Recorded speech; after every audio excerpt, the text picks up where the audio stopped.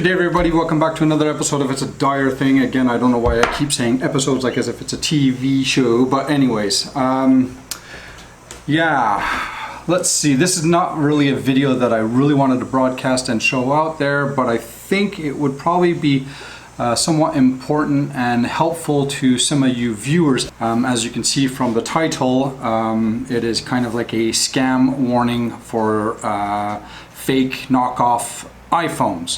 Yes, I know we all hear about the iPhones and how they can be fairly similar and so many fake ones out there, and there's many of them that are comparing the two from real to fake, you know, and how it's easy to spot and stuff like that. However, when you're actually out into the market and you're shopping for a device, most of the time you don't have an actual device to compare the device to, so it can get quite tricky at times, and unfortunately that's what happened to me as of last night.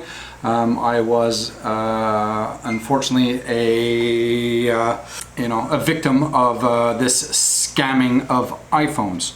So without further ado, let's run into this. I do have the phone here now with me, and I will definitely show it to you and show you how easy it is to get scammed. Like,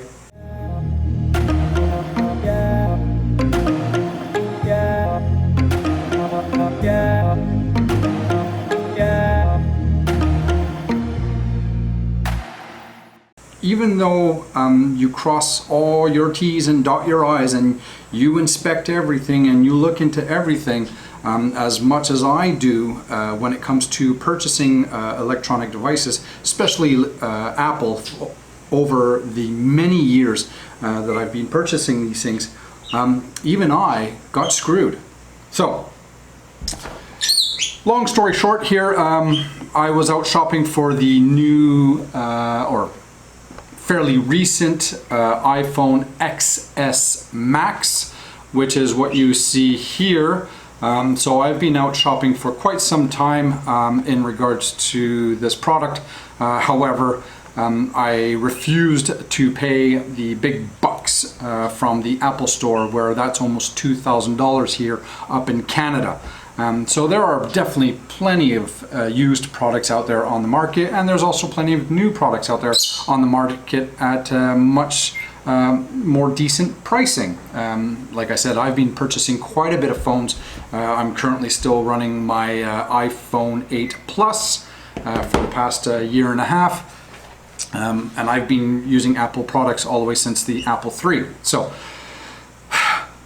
as I said, I was out shopping for the iPhone, and I was kind of going through quite a few different contacts and stuff like that, and some of them, you know, I kind of really turned it away immediately, just to very suspicious, you know, behavior and not being able to answer and provide me with all the information that I was asking. Anyways, well, this person or people or group that I dealt with last night, I can assure you they are probably top of the game. Man, oh man, did I ever get screwed. And I was also even with my son at the time, and we met in a public place, and like I said, I had done all my homework even prior to meeting up with this person to pick up the phone. You know, I had even received here, let's see, I can show you, I had even received here an actual invoice of the purchase. And even on that invoice itself provides the information of the phone, which is the serial number, and also with the IMEI number, which I was able to verify. Here, as you can see, there's an IMEI checker that I had done with the actual number that was provided to me, along with the serial number from Apple, which I also checked. And that was all completely legit. So, invoice number was legit, invoice looked legit, invoice numbers were legit, checking on the internet was legit. Met up with the gentleman last night, so, and again in a public place as well, so it was actually at a TD Bank, which is a Toronto Dominion Bank here, a large institution within the Toronto and Canada region. So it's not like we were shady behind a dark alley or something like that, right? So the phone was in a sealed package, and I said, dude, I am not gonna just give you the money and walk off with this. I said, I need you to open it. You know, I said, if you need me to give you, you know, a couple of $100 just for your security to know that, you know, I'm still gonna buy it as long as we open it and everything is good, then I have no problem. He's like, oh, no problem. He'll open it up. So it wasn't a sealed package. So he had opened it up. That is actually, the packaging is still in my car. Once we had opened it up, actually even before that, I checked on the information in the back here, so that the serial number and the IMEI number matched both the invoice that I received that earlier, or just prior to meeting up with him, which is also the same numbers which I also checked on the internet, which was on the box. We had opened it up, we had powered it on, and went through the initial setup phase and so on and so forth. Here, actually, I still have it on right now. So went through the unlocking screen, opened it up, went in even into the settings. Again, it had to be initialized. It had to be all you know, hooked up, which I didn't have a SIM card with me at the time, and so on and so forth. Which then I went into the general and the about, and even in there, all the numbers matched. All the numbers matched from this phone, which it has the premium feel. Like it is absolutely premium feel of this phone. They matched with the information, and they matched with the website, matched onto the phone. Everything looked legit. All the functions were fairly legit. Again, I'm not a big, I've never been around the iPhone XS Max, so I'm not 100% too familiar with it, other than, you know, what I've seen on some videos and some features and functions of it. So all was good. I kind of got a little bit hesitant on one of the functions of the features, which is that kind of like that virtual home button, right? So that from the old days, the second you saw a white dot that's on the phone function, you knew that that was a knockoff, because it was like an Android operating system, and that was the kind of the menus system. So like I said, I was a little bit hesitant on that, but then after viewing a couple of informations on YouTube and having you know, confirmations from my son, who was also very familiar with a couple of these phones, and his buddies have them, he said, no, that's completely normal, and we were using the functions and everything looked great and everything looked fine. Yeah, it's a fake.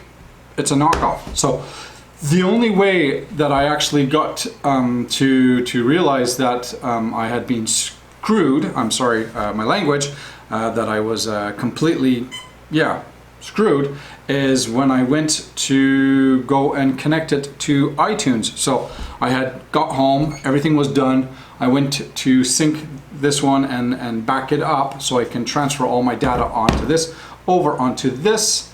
And when I went to go connect this to my computer, it wasn't recognizing the phone. So I'm like, oh, what's going on there, right? Why is it not recognizing it? So, and I kept trying, and then, you know, more I started really inspecting it, more I realized, holy crap, I got ripped off. So, man, oh man, talk about nothing worse feeling, you know, than being violated, you know, of that. I mean, man, you know, I've always done my due diligence to be a good person and you know, just be a kind guy, and getting screwed with this phone is just, what a kick in the face. Now, how much did I pay for this absolutely garbage piece of paperweight? I'm an idiot. I paid in $800 Canadian, which you guys can do the math if you're down in the US. But basically, this video here is, guys and girls, be very cautious when it comes to purchasing any product for that fact, off of you know, I'm not talking about eBay and stuff like that. I'm talking about like in person, you know, off of Craigslist, I guess, and you know, Let Go and Kijiji and so on and so forth, right? All whatever apps that you may have there. But I mean, you know, you're looking at this thing and it just, man, oh man, oh man, it is so easy to get screwed. It's that easy to get screwed that I even took this actual phone and I had listed it in multiple places, saying, you know, this is a fake iPhone, be warned, be careful, you know, don't get yourselves into trouble by buying something, da da da da. It was more of a warning through all these classified ads, informing people within the region of where I picked it up from. And people were emailing me like, they were coming in swarms wanting to know how much would I sell this phone for them to, because they're thinking that it was a complete legit phone. So as you can clearly see, people are just dumb. I'm sorry to say it, but including myself, right? We don't take the time to really analyze, you know, how easily, or don't take the time to realize how easily it is we can get, you know, blinded or just stumped and duped on fake crap like this. But who's to blame really in the end? Myself, I would have to say I'm blaming Apple. You know why? Because you guys put a product out there that is so bloody expensive that it just encourages the markets to make knockoff products like this, and to offer at, you know, at reasonable prices as to what it should be, which then, you know, kind of encourages people like myself and many of you guys out there too to make a stupid mistake. So, you know, maybe if your prices weren't as ridiculous as they are, stuff like this wouldn't really happen. So it's sad. It's extremely frustrating. It's super sad. So knockoff XS Max iPhone for sale. If anybody of you, and if any of you guys want it, I have no problem. I will sell it off to you guys. 300 bucks. There you go. It's the same price as what you can buy it off of eBay. Turn around and do what the hell ever you want with it. I really don't give a crap. So super stupid, super, you know, a very, you know, costly lesson. Just be careful, be smart, be sensible. If you are going to pick up something of such, you know, even if you have to reach out to any of your friends or something like that who have the exact same product to come with you, so you can really do a hands side-by-side compare and everything, and make sure that, you know, there's less likelihood that you're going to get scammed. I highly suggest it, because I tell you, dude, it's just unreal on how knockoffs can be so realistic nowadays. Just all the tech that's behind it, you know, and again, why, you know, is there not more support from, you know, Apple and stuff like that in order to kind of eliminate these kinds of things by, you know, bringing prices back down to more affordable prices, which again, you know, would create, you know, less demand for people to go out and try and rip other people off. So hopefully I get enough views on this channel, and or enough views on this video here, kind of showing you and kind of warning you to be very safe, very cautious, that it offsets the cost of this stupid expensive mistake. So thank you very much for tuning into this video. Thank you very much for your subscriptions. If you have not done so, please do so. I'd love to get a couple of thumbs up. Give me your comments, give me your feedback. I like to hear everything that you guys have to say. Guys, just be safe out there. Hopefully, you know what, less playing around with stupid phones, and more back onto the motorcycles. So, peace, be good, be safe, take care. Thank you, bye-bye.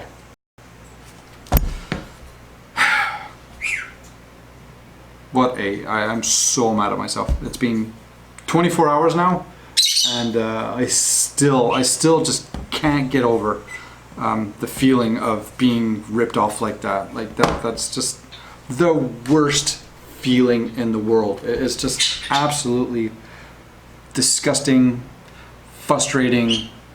Oh, and yes, if just in case if you are wondering as to the functions of the phone itself, yeah, I went through the apps and checked them out, the cameras and stuff like that, and you know, all the swipes are working and everything, you know, is all functional. Swiping up, you know, to terminate the device itself, going into the cameras, you know, going into the photo, into the videos, into the portrait mode, and it's telling me to move further away, which, you know, does the same features and the same functions as my iPhone 8, right? So it was like so many things that I was doing and looking, you know, it was very much the same, you know. It's crazy on how I got screwed. I just can't believe it. Like it's just absolutely unbelievable. Like the different apps and the different utilities, you know, the movement when you get that motion movement when you're moving it around as well. Like everything is just absolutely 100% identical. It's just I just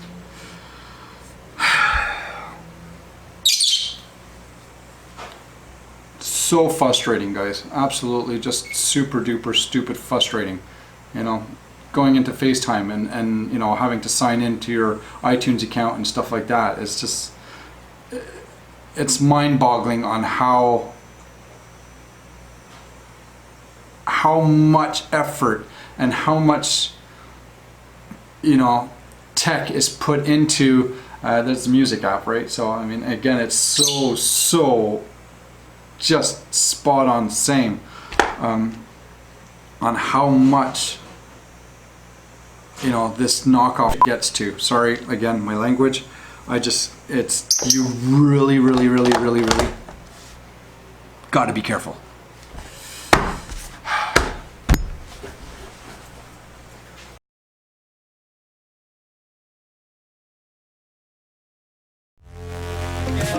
Yeah.